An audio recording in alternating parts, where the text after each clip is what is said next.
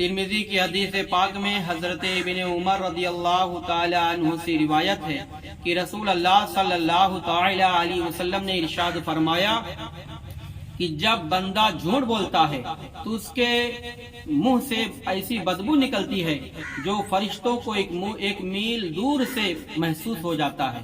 حدیث پاک میں جھوٹ کی برائی بیان کرتے ہوئے حضرت سفیان ابن اسد خضرمی رضی اللہ تعالیٰ عنہ سے روایت ہے کہ رسول اللہ صلی اللہ تعالی علیہ وسلم کو یہ فرماتے سنا کہ بڑی خیانت کی بات یہ ہے کہ تو اپنے بھائی سے کوئی بات کہے اور وہ تجھے اس بات میں سچا جان رہا ہے تو اس سے جھوٹ بول رہا ہے۔ اللہ اکبر۔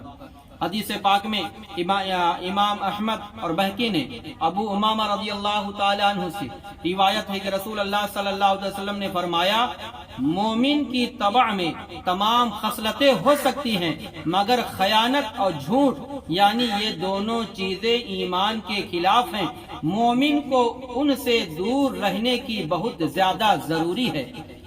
اور امام مالک اور بہقی اور صفوان بن سلیم سے روایت ہے کہ رسول اللہ صلی اللہ علیہ وسلم سے پوچھا گیا کہ کیا مومن بزدل ہوتا ہے؟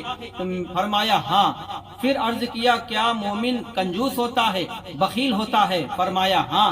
پھر پوچھا گیا کیا مومن جھوٹا ہوتا ہے؟ فرمایا نہیں۔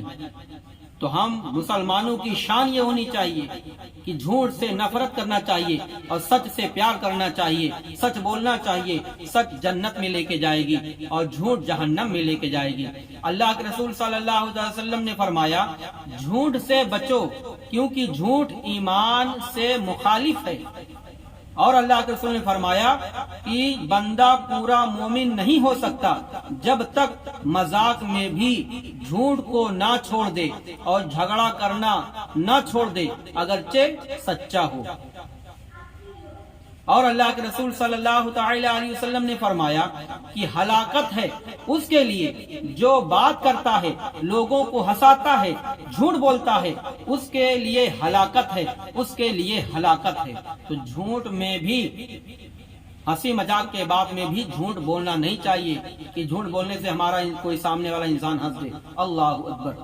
مومن کی شان اللہ کے رسول فرماتے ہیں کہ بندہ بات کرتا ہے اور محض اس لیے کرتا ہے کہ لوگوں کو ہنسائے، اس کی وجہ سے جہنم کی اتنی گہرائی میں گرتا ہے جو آسمان و زمین کے درمیان کے فاصلہ سے زیادہ ہے، یعنی زمین و آسمان کے بیچ میں جتنا فاصلہ ہے اس سے بھی زیادہ دوری ہے۔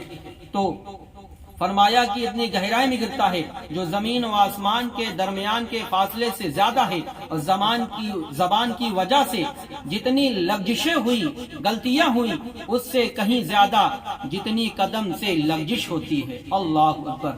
اب آئیے میں آپ کو چلتے چلاتے ایک حدیث پاک سناتا ہوں آخری میں کہ اللہ کے رسول صلی اللہ تعالی علیہ وسلم نے، ابو داؤد کی حدیث پاک ہے کہ اللہ کے رسول صلی اللہ تعالی وسلم نے فرمایا ہمارے مکان میں تشریف فرما تھے، میری ماں نے مجھے بلایا اور تمہیں دوں گی۔ تو حضور علیہ السلام نے فرمایا کیا چیز دینے کا ارادہ ہے؟ انہوں نے کہا کھجور دوں گی۔ ارشاد فرمایا اگر تو کچھ نہ دیتی تو یہ تیرے ذمہ جھوٹ لکھا جاتا۔ اللہ اکبر۔ تو فرمایا جھوٹ سے منہ کا کالا ہوتا ہے اور چگل خوری سے قبر کا عذاب ہوتا ہے۔